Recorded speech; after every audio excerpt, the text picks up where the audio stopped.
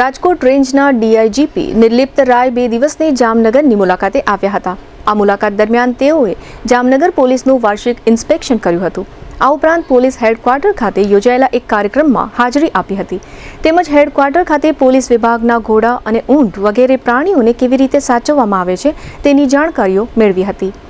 આ ઉપરાંત તેઓએ મદદનીશ પોલીસ અધિક્ષક પ્રતિભા અને સિટી ડીવાયએસપી જયવીરસિંહ ઝાલાણી સાથે તળાવની પાળે આવેલા વિશ્વવિખ્યાત બાલા હનુમાન મંદિર તથા શ્રી ભીડભંજન મહાદેવ મંદિરની મુલાકાત લઈ દર્શન કરી ધન્યતા અનુભવી હતી। આ ઉપરાંત આઈજી નિર્લિપ્ત રાયે જામનગર જિલ્લા જેલની વાર્ષિક મુલાકાત લીધી હતી। ઇન્સ્પેક્શનના બીજા દિવસે જેલ ખાતે પહોંચેલા ડીઆઈજી રાયનું જેલર દ્વારા સ્વાગત કરવામાં આવ્યું હતું।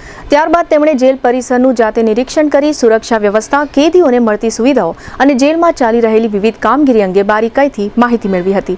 આ દરમિયાન જેલની વ્યવસ્થાઓ અને કામગીરીની વિગતવાર સમીક્ષા કરવામાં આવી હતી। નિરીક્ષણ સમયે જેલના અધિકારીઓ અને કર્મચારીઓ પણ ઉપસ્થિત રહ્યા હતા।